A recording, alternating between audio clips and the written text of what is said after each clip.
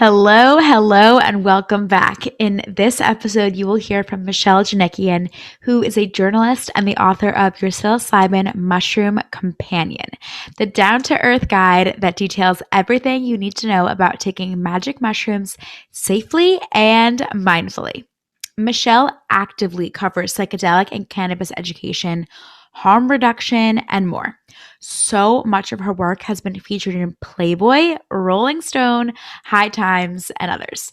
Michelle is really passionate about the potential of psychedelic substances. She wants to reframe the stigma against these drugs and definitely talk about legalization. You'll actually hear in this episode, I share my personal story of taking mushrooms. She shares a ton of tips. Her book is gold, by the way. And we both agree pooping at the end of your come down is hard, literally. With that, let's begin. Michelle, thank you so much for joining me today. I am freaking excited to dive in, let me tell you. Oh, thank you so much for having me. It's an honor. Oh, my pleasure. I want to start with asking you, how did you become such a professional at this topic? It is kind of a long story, but I'll try to do the short version. So, I always wanted to be a writer. I've always really been into the counterculture and just kind of like punk rock culture, stuff like that. But I didn't really, envision how they would come together when I was like a young person, like looking at writing programs at undergrad and stuff like that. I started writing about cannabis in like a journalistic way. I guess it's like over 5 years ago at this point. And it was really fun and it's really interesting. And I started, one of my first articles was for High Times magazine, which was such like a, big deal for me as just like a counterculture type like person. And it really like took off kind of fast. And the 5 years ago, right, like cannabis was in a much different place than it is right now. It was like only legal in like Colorado, and it was this very like small nascent industry where now, in 2021, it's like it's finally legal in my home states, which is crazy. I'm from New York, New Jersey. It took forever for cannabis to, get to, it's not even on the market yet, but get to where it is now and just like this public acceptance. My job and all the other like cannabis and drug media reporters and stuff, I think we had a big role to play in how we've kind of like changed the image of these drugs essentially, right? From this it's going to make you go crazy or make you lazy or like whatever to these kind of like acceptable pastimes and medicines. And so working in cannabis for just or reporting on it for just a little while, it was kind of a natural progression to start writing about psychedelics. Cannabis is not a gateway drug, but I will say that cannabis and mushrooms do go very hand in hand, I think. In all seriousness, I got some like requests from editors just like, do you have experience or like interest in writing about other drugs essentially? An editor at Playboy asked me that like years ago. And I was like, well, funny you should ask. Wow. Yeah, like, I've just like been privy to this scene for a long time and didn't even really put it together until I started getting requests that this could be like a viable like job option, right? A career to like follow drug trends and educate people on harm reduction and safe use and all this kind of stuff. So I started writing about psychedelics pretty quickly and then the book happened and I wrote this book, Your Psilocybin Mushroom Companion, about It's two so years ago good. already. Thank you. So straightforward and so many amazing takeaways. Whether you have just a million questions about psilocybin or you want, to have a really good first experience, or maybe you've been dabbling and you just want to learn a little more now that you gotta get the gist. Fantastic.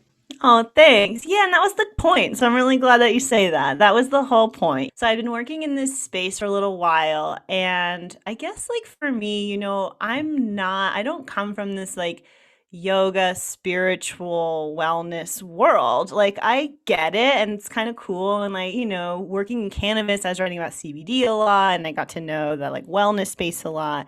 Once you transition into psychedelics, it's very like new age spiritual. And there's nothing wrong with that, but it just didn't really speak to me. Like, I'm just like not from that world. Not from California. I didn't grow up doing yoga. Like it made me feel a little uncomfortable. I didn't really get what they were talking about and it felt a little exclusive and like not for me. And I thought that maybe a lot of other folks like me who are still curious about mushrooms and psychedelics maybe wanted a resource that was like a little less, not like less woo woo, but kinda like woo woo is great and so interesting. And once I you love that word. start experimenting, like it becomes more and more clear that maybe that stuff is real and it's interesting, but like, just getting into it, I just wanted to have a straightforward guide on like, yeah, how to use mushrooms. And it's pretty applicable to other classic psychedelics like LSD or something. How do you use these things in just like a safe and responsible way? The original pitch was kind of a joke, but it was like, how do you trip like an adult? Like how do we do this with That's just awesome.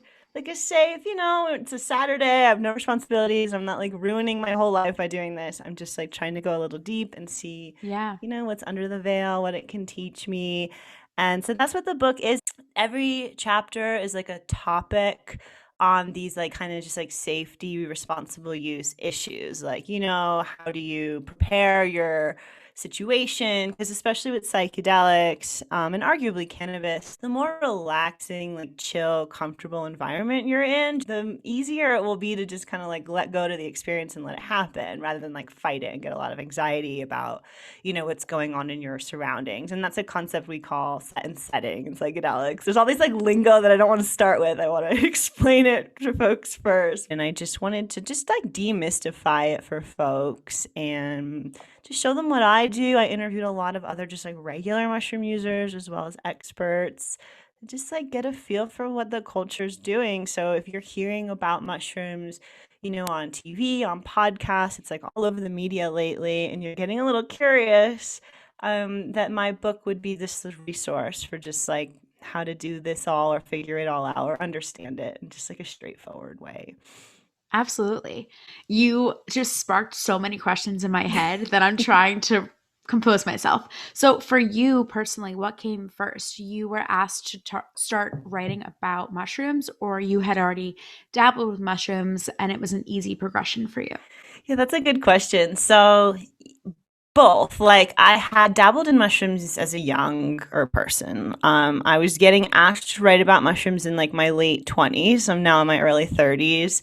And my first mushroom experience was at 17. 17. And Yes. you drove. Oh my God, I know. It's You pretty drove. stupid. Like, if you're listening and you only take one thing away, don't drive on psychedelics, please. Like, that's the only like lesson I want to teach with that.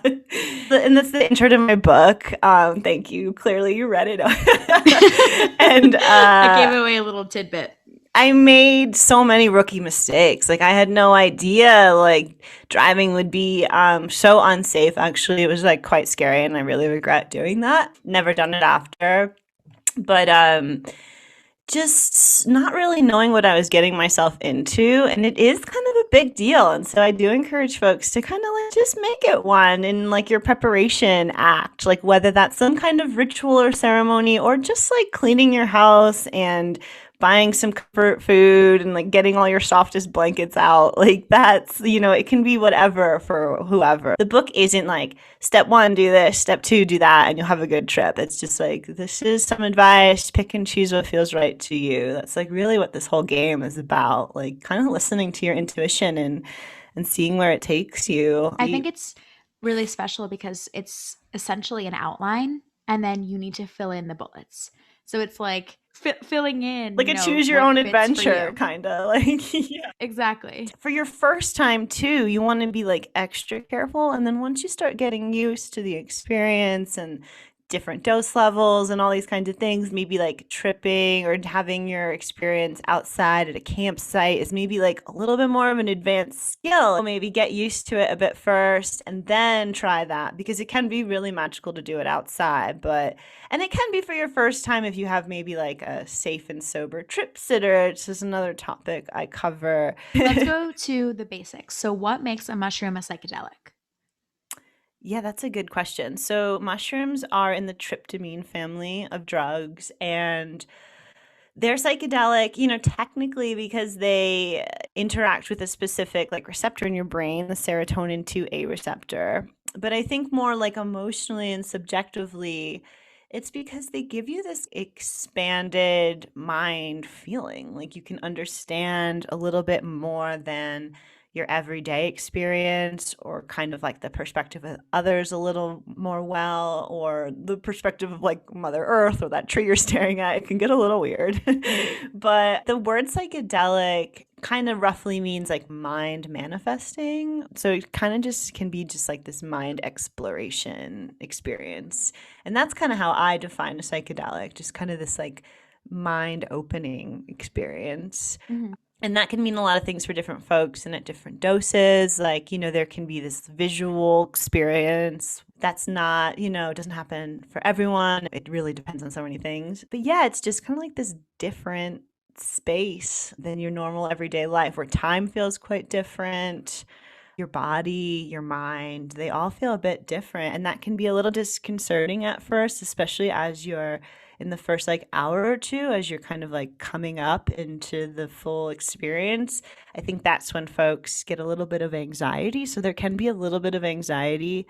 You can kind of breathe through it and walk yourself through it. You touched on this in the very beginning about LSD also being in this family of Tryptamines. tryptamines. Yeah. What's the main difference, or why would one pick mushrooms over LSD or vice versa to experience maybe this enlightening moment? Yeah, that's a really good question. And it's one that folks we're still trying to like figure out. But subjectively, like in my personal experience and like my, friends and colleagues who we talk about this kind of stuff, is they're very similar. They like react on the same receptors in your brain, but LSD and mushrooms are a bit different. I would say that LSD, well, for most folks, LSD lasts longer, which is like, I think maybe the main, just like constant difference. But for me personally, mushrooms are a little bit more of an emotional experience. Like I go a little bit more into myself and my history. It's just very personal, and that can be a little hard. Like I can do a lot of crying on mushrooms. I can do a lot of grieving for stuff I didn't even know was still kind of hurting me and things like that. Where that doesn't come up as often on LSD for me, and I think for a lot of other folks that I talk to, LSD somehow it can feel a little bit more external. It can be like a little bit easier to take a low dose of LSD with friends and still kind of like chat and have a good time. Where mushrooms, I feel like very deep in my own like soul place. And the thought of like trying to interact with anyone is like a bit difficult and really not the point often for me. I like to do it like alone, or if I'm with a close friend, we're just kind of like holding hands and having our own experience just like with each other. But yeah, LSD is a little bit less personal somehow. I will also say that I personally get a lot more visuals, just like kind of things moving and swaying and making shapes on LSD than mushrooms, but that's not everyone. Where are mushrooms grown, and how do you know if mushrooms are truly safe to take? So you can get mushrooms in a lot of different ways, right? You can buy them from someone, and then knowing they're safe is kind of like a trust thing. Got to trust that person. The telltale sign that it's a psilocybin containing mushroom is that it bruises blue. And so even the dry ones that you buy, that they look, you're like, oh, are they moldy? But they're actually probably just bruised a little. They can also be a little moldy, so you should check. That could make you a little extra nauseous. But typically it's just bruising. But I will say, if you're trying to find them in nature and forage them, you really have to know 100% before eating something that you pick in the wild, because that can be dangerous.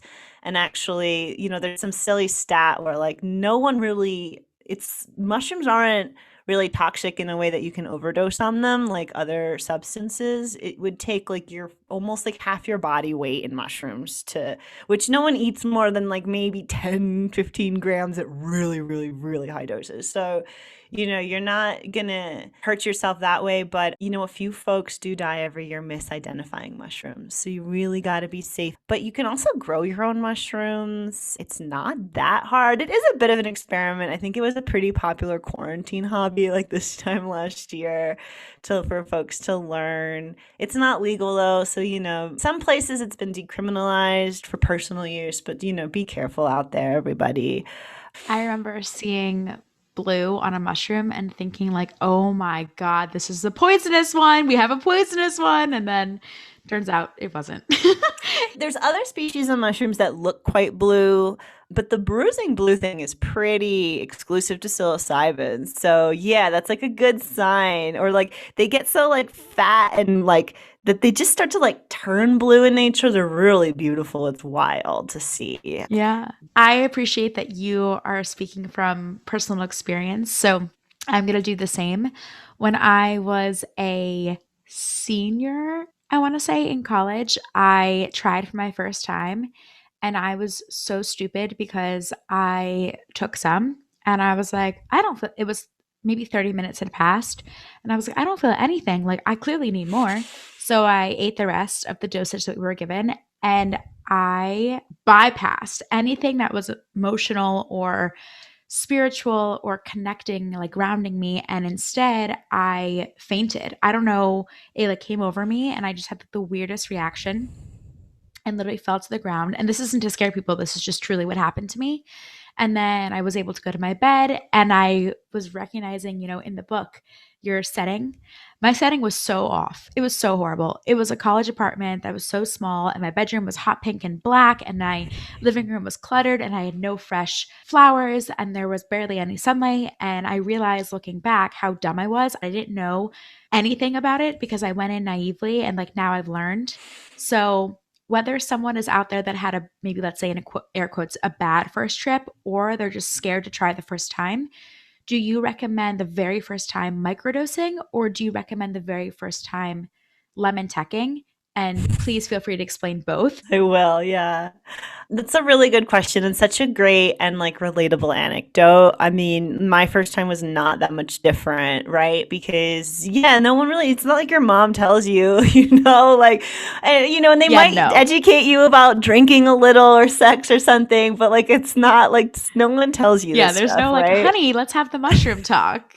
Well, not yet. I mean, parents our age might. It's like a classic rookie mistake also to take more when you're not feeling it. So yeah, if other folks are listening and they haven't had a first experience, I also say wait about like 2 hours before adding anything else. But okay, so a microdose is a really, really small dose, hence the name. It's basically like so small that you barely feel it.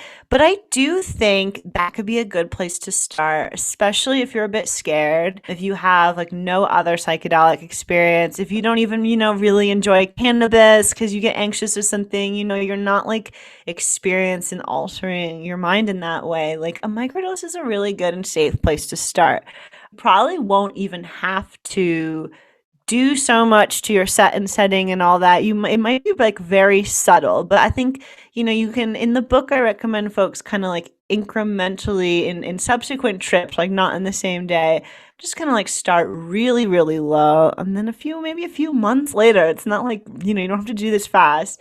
You go a little bit higher and then you kind of see like what these different places are like and what you prefer, or you're just maybe kind of working your way up to a higher dose to see what that space is like, but you want to do so safely. Other folks will disagree with me and say you should go for a full dose first right off the bat, which is how they're sold and the mistake I made. Often they're sold in about like 3.5 grams, like an eighth, and that can be a pretty strong experience for most folks, especially if you're young or you don't have any experience. I kind of get into a little like discourse about this with other folks in the psychedelic community because it can depend. Like if you're alone, definitely, or just with friends, like definitely start really low, I think. But, if you're with an experienced trip sitter or maybe your partner's just really experienced and wants to, we call it hold space for you, just kind of, just be there for you, make you feel safe, answer the door if anything like happens, right? Then maybe you can start a little deeper. It's really, I think folks should do a little reading and see what kind of experience they want and try to aim for that. Like if you want to go a little deep, like a microdose might not be that. Well, I do want to touch on lemon teching. So that's a little bit more advanced. So lemon teching is essentially cooking your mushrooms like you would cook a ceviche in lime juice, right? Mushrooms, similar to shellfish, their cell walls are made out of chitin instead of cellulose. So it can be a little hard to digest them. That's why we feel a little nauseous when we eat raw mushrooms, like raw Mm-hmm. psilocybin mushrooms. We don't often eat raw mushrooms, right? They're always cooked in dishes and stuff Mm-hmm. because they're a little hard to digest. But the lemon tech, so you essentially grind up your mushrooms and squeeze some lime or lemon juice over it and let it sit for like 15, 20 minutes stirring. And Wait, when that you say grind up the mushrooms, you mean like chop them or like I powder? actually I prefer a powder, but you could chop them. I don't think it'll be as strong of an experience, and that's kind of the whole point of lemon teching is that it makes it a stronger experience. So just powdering anything because there's more surface area is going to make it stronger, and then you're adding this like citric acid that cooks it, which makes it even stronger. I use the held coffee grinder to grind them up, and then I clean it really well after. Mm. Wait, so the acid isn't to maintain the experience or the high, it's to allow your body to process the food better. Yes. So by allowing your body to process the mushrooms basically like a little faster because you start basically digesting them in the cup with the lime juice, then the experience comes on a little faster and a little stronger because Okay. it's like you've done some of the work that your stomach was going to do there in the cup, like cooking the mushrooms. What if you have that sensation that you feel like you're having a horrible stomach ache, God forbid you feel like you're dying, like it's like, "Oh my god, like I'm being poisoned." Like what's the right thing to do in that situation? Know that A, you're not dying. You're definitely not dying, I promise. And B, the nausea will pass. It's usually just part of the come up. And so there's not a really good answer except for like take some deep breaths, like remind yourself, like this too shall pass. It's like what my best friend always says. I do feel like personally, I always get nauseous. Lemon teching and making it into a tea can help the nausea a little, but can also, like I've been saying, kind of potentiate the experience. So you might still get like the fear, which could just express itself as nausea, right? A lot of folks kind of get nervous belly. That butterfly belly feeling is pretty common. Makes sense. Yeah, so it's just like I think the best advice I can give is know that that's part of the experience. Probably have like a few more hours of having, your psychedelic experience without the nausea. It's usually on like the way up and then you Mhm. kind of like plateau and you feel a little better. You can Mm. have some like ginger candy. Sometimes that helps folks. I often don't want to eat anything, so the thought of just like any food or candy is like, eh. I was going to ask you, the way to digest the mushrooms with just a little bit of food? For nausea, it's best not to have any food in your stomach, really. Like, I advise folks, like, don't fast totally because then you could have like a stronger experience. And if it's one of your first times, that could be a little overwhelming. But I say, like, it's kind of like when you're ready for your next meal, like, have mushrooms instead. So, like, maybe you ate like 4 hours ago and you're starting to get hungry again, then have your mushrooms. And what about So, hydration?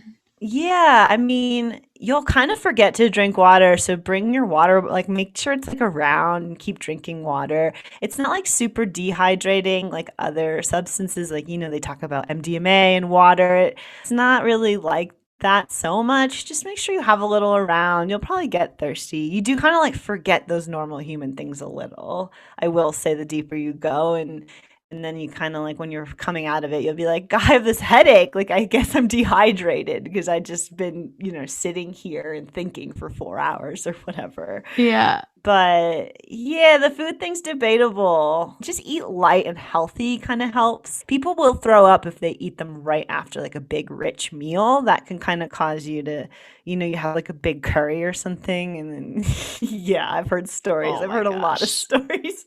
Oof. So keep it light and healthy, I think is the best way to go. Okay, so I want to recap so far. People who are listening can have a better understanding. So if let's say it's their first time, they're going to want to choose ahead if they want to experience a microdose or if they want to experience a little bit more grams and either do this alone or with someone who is going to be their like sober watcher or maybe a friend who has already done Yeah, I this. wouldn't say totally alone for your first time, just to interject a little. I think it is safer to at least always tell someone what you're doing. It's like a harm reduction thing, just in case, I don't know, you feel really scared, you feel like you're dying. Yeah. It's best to let someone know what's up for sure. Okay, so we have a friend who's there. And then we are having a light, healthy breakfast in the morning.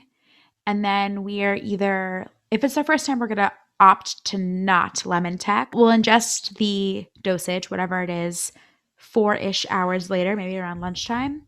And now we're waiting at least 2 hours to feel an effect. So, how long? Well, the effect can come on faster. I was saying wait 2 hours if you thought it wasn't coming on and you wanted to eat more. So what I always do actually when I eat my dose is I'll write it down on a piece of paper like and leave it on my kitchen table. Just because like time and all those things, you do Yeah. keep track of them, but you kind of want to lose them. But No, I love it's good that. to know. I'll be like, all right, 3:07, that was done. And like Yeah. hours later, I can be like, oh, what time is it now? Oh, I took him at 3. Like, oh, like, I don't know. Oh, it'll probably be over in like 3 hours. Or, you can kind of like time when it'll be like kind of Yeah. winding down too. But it can come on. It depends on how you consume them and how much food you had in your stomach, but anywhere between like 15, 30 minutes and 2 hours. Like it might take a really long time and you might get antsy to That like was me. yeah, have your experience. Totally. Mine took a really long time, and that's why I like got in my car and started driving, and then it was like, oh fuck, this is tripping. Like this is not. Oh, I was really close to home. My It was my best friend's house, and I live like 3 miles down like a country road in New Jersey, but still like, yeah. oh, Never again. never again. You learned. Thank God Yeah. you're okay. Right? So, how long is the come up? How long is the experience? And how long is the come down? Yeah, it's a great question. Like I said, it is a little different for everyone. But the whole experience is generally between 4 and 8 hours. Typically, 6 is a pretty good average. But I will say, like, after it's done at hour 6, you're still in a very, like, sensitive place, even though you're not in the full experience. So it's not like 6 hours and you, like, go to work or do something really intense. Like, 6 hours, and then I would say, like, have a good night's sleep and then, continue on with your life. But the come up is like the first hour or two. And it's kind of the worst part of the trip, to be honest. And it's the hardest. You're kind of adjusting between these two worlds. It's the Definitely. most nausea, it's the most anxiety. But what I've found personally is that always kind of like comes to a head and you kind of like plateau or you reach a kind of like peak eventually where it's the strongest. And then you kind of slowly wind down. And that all takes about 6 to 8 hours for me typically. And another thing I talk about in the book is mushrooms are kind of weird and tricky. We call them tricksters for a reason, but they kind of like come in waves. So it can kind of feel like you're not feeling it anymore or something. And then like 20 minutes later, you're like in the grass crying over like something that happened 20 years ago. Just like be really gentle with yourself and just kind of remember that it can come in waves. So even if it feels like a lull, it's not exactly, doesn't mean that it's the end of the whole experience. It just probably means that you're just kind of like, kind of riding a tide in a way and to Yeah. just be gentle with yourself the whole time. This is my best advice. That's a really good tip. I know I mentioned earlier how I didn't have like a true experience, especially since I like fainted. And then when I went to my bedroom, I was just like there. But I actually, from my bed, just like literally laying there looking around, my curtains were moving and I saw like faces like in the, Yeah. I guess the tops of the curtains. And I remember thinking, I feel like this has been days. Like, how is this still happening? But rather than fighting it, I like kind of rode the wave Yeah, of what I was feeling. that's And then it was good. So I want to just mhm. like put that in there because I don't want people to be like, oh my God, she had the worst trip ever. I'm never doing this. The beginning was horrible and I'm never taking that much to start unless it's been the 2 hour mark, which thank you for that, time frame. But towards the end, when it really was either the plateau or coming down, then it was just a much more natural experience to what it should have been. And I was inside in a hot pink bedroom. So like imagine if I was outside really being grounded. My dream is to go to California and not do yoga, but to So really rude. no, I agree with you. I didn't come from that background either. And trust me, I'm not an expert in this field, but I do find it fascinating. So I would love to experience that firsthand, really, truly in nature. Yeah, yeah, I think like the really popular spot out near LA is Joshua Tree, right? It's like a Yes, rite of that's my bucket passage list. for folks who like grew up in the area too. Like they're like, well, yeah, I was 19 with my best friends and we all went to Joshua Tree. I'm like, I know how this story ends. Well, I hope it's good. That's so cool.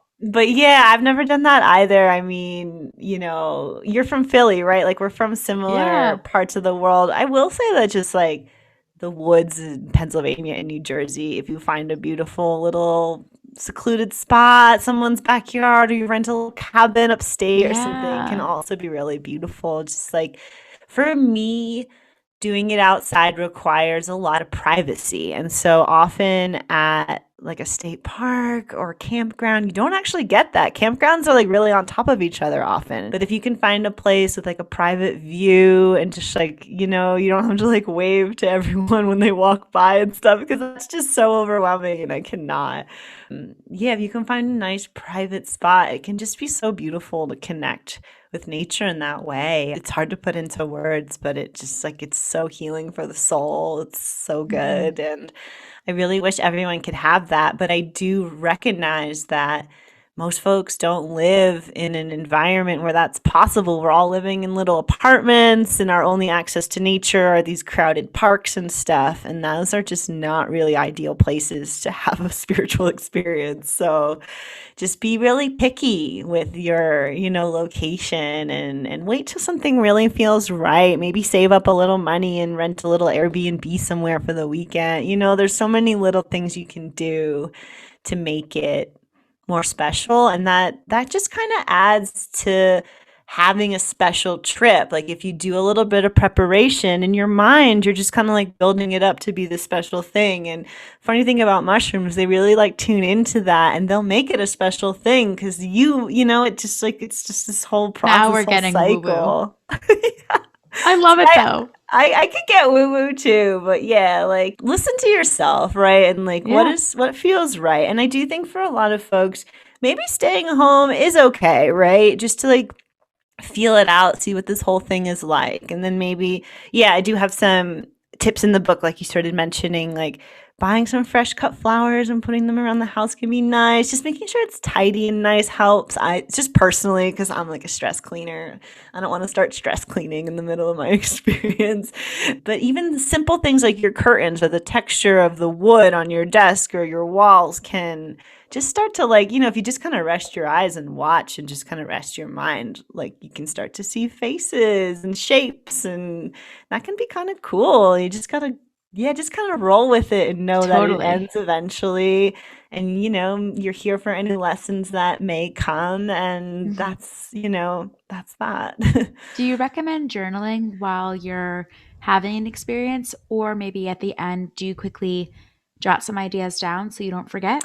Yeah, so I do definitely recommend having a journal around, but I will say like be gentle with yourself on like trying to capture every idea while you're on the experience because it can just be like a little tiring and even a little distracting for kind of letting yourself go deep if you're trying to like take minutes. But yeah, when you're like coming down and you're feeling more like yourself and like before you go to bed or just the next day when you wake up, I really recommend folks journal as much as they can in that time. I think especially if you're trying to use this for some kind of like growth or lessons, like writing the stuff down that happened or that you thought about is really one of the like easiest ways you can utilize your experience for some kind of growth. And it might not all happen right away, but like jotting down those ideas and then like revisiting them either by reading it later or just continuing to engage it and think about it critically, like I think is one of the best ways that you can start to integrate your experience, to use another like psychedelic community word, which is basically like just processing your trip and yeah, trying to use it for some kind of growth or change or just like perspective. I also kind of like to journal a little bit before to kind of just like see where I'm at. And then there's often like a very big difference between my journal entries a few hours before I took the mushrooms and like the next day and kind of seeing. I love that. Yeah, I'm it's gonna do really that next time. That's fascinating. so smart. It's really cool. I'm really learning a lot about myself. And Yeah. I encourage folks. You can even have like a little separate journal for maybe your, psychedelic experiences or just like if you're already a journaler, just make sure you just keep doing it. A lot of substances have a time frame where after you use it, experience it, there's like a lull, almost a negative lull where you are like, "Meh." Yeah. Do you find that with mushrooms? Typically, no. Typically, like compared to even like LSD or MDMA, like other common psychedelics, No, I get more of like an afterglow often where I feel like really good and like remotivated and like refound my purpose. It doesn't always last.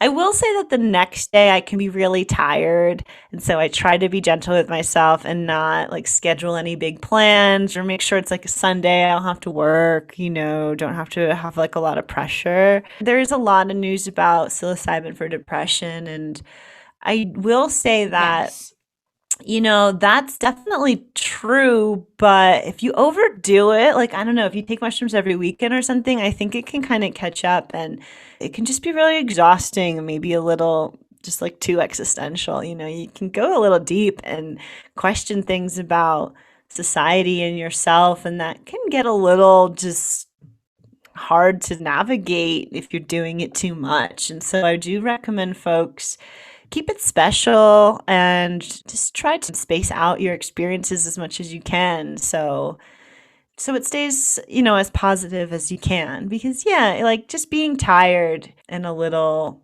shooken up is normal. And if you feel really shooken up, stuff came loose that you are struggling to deal with, there's a lot of coaches and therapists now that do psychedelic integration. So if you are out there and you kind of struggled and maybe you're struggling with the experience you had, they can be really great resources to talk it out and to try to process it in a healthy way. There's also like groups that you can attend. They're called integration circles, and you can go and talk and listen to other folks who have had similar experiences. And it can really help to not only be seen and talk about it, but also to listen to other people and kind of like start to make sense of your own experience through theirs. And so many of those groups and resources are now online, virtual. So even if you don't live in a big city, you can still benefit from some of these kinds of resources. Sometimes you do need a little extra help. This is pretty deep work, and I do talk about it and I laugh and it's fun, but it's also pretty heavy. And so get prepared and do your homework and don't take it super lightly. But that doesn't mean you shouldn't, experiment as well. I'm glad you shared that. Thank you.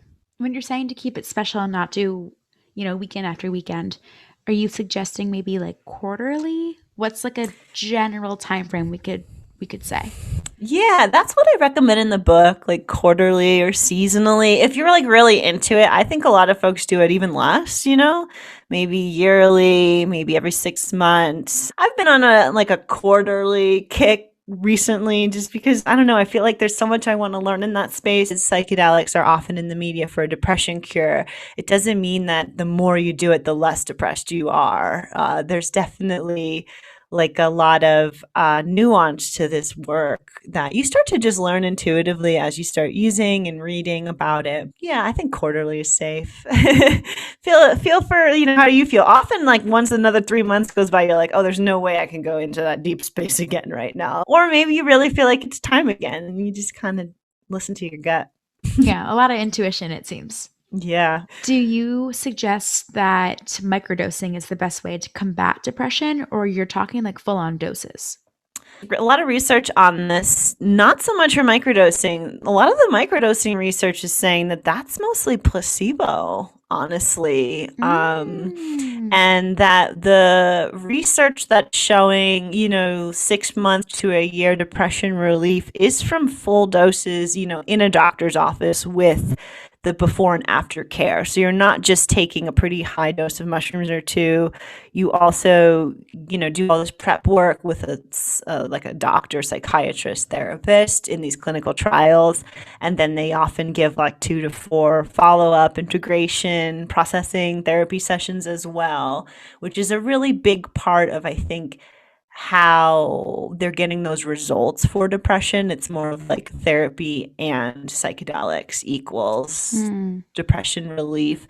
But, if that's something you're really curious about and can't seem to get into a clinical trial, there are other options, like contacting one of these integration therapists or coaches before you have your experience, and then they can help you prep.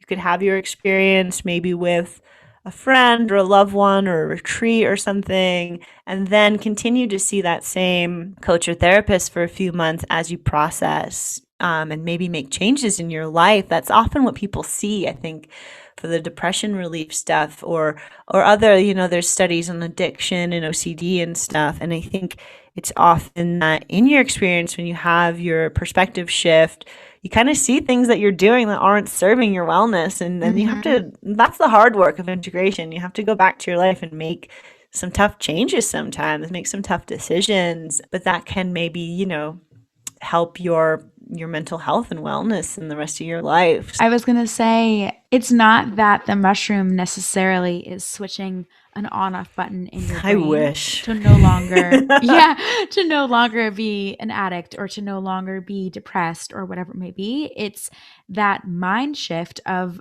almost an epiphany or a Yeah, very revelation similar. during your experience. Yeah, I think that is so cool and something that people should really heavily take into consideration when researching and learning more about this. Yeah, I think that the whole idea that there could be a drug that just turns like a switch on and off is just kind of a fantasy. I don't really believe it exists. It's too bad because that would be really easy and convenient. This work can be really hard, can be a lot of seeing yourself. It can be, that's why it can be a lot of crying, I think, in the actual experience, because it's like, oh my God, I can't believe I make that same mistake over and over and over. And it's causing me all this pain every time. But seeing it from that new lens can help you be the disruptor in your own life and change it. And I do like to try to be real about this stuff because sometimes in the media, it does kind of sound like mushrooms are this magic on off switch. And it can Isn't that kind interesting? of, That, yeah. like, all along for however many years it's been evil, bad drug, it's a bad drug. And now you're seeing this shift of look at this, look at the opportunity it can possess. What is going on, in your opinion? Yeah, it's kind of hard to like navigate. I know. It's crazy. It's exciting. I kind of like wished my whole life that we could change the narrative around drug use, right? And now it's happening. And it can just kind of feel like there's this whole other narrative now though. And that there's like a certain right and wrong way to do all this. And if you're not doing it in this very like capitalist model with like an expensive doctor or something, you're doing it wrong. It's not going to work. And I don't like that. And I try to push back against it gently because we're just going to replace one narrative that made people feel bad with a different one that makes them, isolates them and doesn't really take into account what folks have been doing for decades kind of underground. It's like now everyone is like at dinner parties with my family or something. People are like, Michelle, you were so ahead of your time. When 5 years ago, they're like, Michelle, you are crazy. What are you doing? I'm still figuring it out. It's exciting though. It is exciting. I know we just met, but I'm going to tell you maybe it's TMI. Please, I love Okay, it. so after this is the first experience. After that trip, I had the most trouble going poop. I don't know if this is like not spoken about on purpose, but I've heard so many things about mushrooms. Never once was that a topic. So I just am putting this out there. You might have trouble pooping, right? That is not uncommon. Kind of just like dry or hard to get out or something. It's something about Yes, the dried mushrooms, I think. Yeah, also farting is pretty common if we're going to go there. I didn't even go we're there in the going book, there. but maybe next edition I need like a butt chapter because Please. yeah, More so woo woo, I more butts. yeah, right? Like I actually about a year ago, I was the like a trip sitter on a retreat in Mexico, and I had a woman come from Florida. I love her. And she was like a 50-year-old mom, and she had been experimenting a little with mushrooms. She had lost her husband a few years ago for grief, and and wanted to come do it in a ceremonial setting, which was different than just using them alone as she was doing like every once in a while in her home. And she was like, Michelle, I've never done them around so many people. I think I'm gonna have to like fart and poop the whole time. And I was like, you know what, girl? I almost said her name. I won't say her name, but you just like raise your hand in the circle, and I'll take you to the bathroom, and you can just do whatever you want. Like it's normal. Like yeah, it's normal.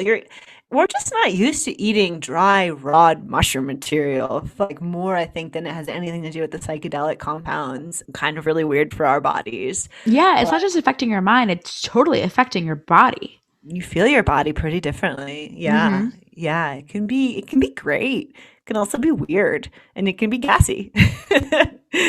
Are there any other ways, by the way, to ingest mushrooms aside from tea, the lemon teching, powder situation, or microdose? Is there like another option? A lot of folks like them in chocolate, and there can be like a synergy between cacao and mushrooms. And yeah, they're preserved in cacao in Mexico and honey sometimes. I didn't know that for psychedelic. I thought that was like beneficial for your wellness, like chaga or reishi or No, lion's it's mane been or a something. popular way also to serve psilocybin mushrooms. They sell them like that in Amsterdam. Some folks report like potentiate the experience a little. I do think that there might be like MAOIs or MAOs in chocolate, and those do potentiate most psychedelics, psilocybin included, and that's kind of part of like ayahuasca how it's made, like it's DMT and an MAOI combined, which makes it like the brew that really is like very psychedelic and Wait, what is spiritual. Um,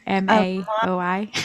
I'm glad that you brought this up and I'm glad that I'm asking because yeah, someone out there definitely doesn't know. definitely. So yeah, MAOI stands for monoamine oxidase inhibitors. I might be saying that wrong, Mm. but they're also quite involved in like antidepressants and how antidepressants work. And And this is in the chocolate or this is in the actual they're mushroom? actually, so a recent study came out that there's a little bit in actual mushrooms, but I was referring to the Wow. chocolate. I'm pretty sure cacao is like a natural MAOI. I did a Hmm. little research into this last year, people who are combining mushrooms with MAOIs to have a stronger or longer experience.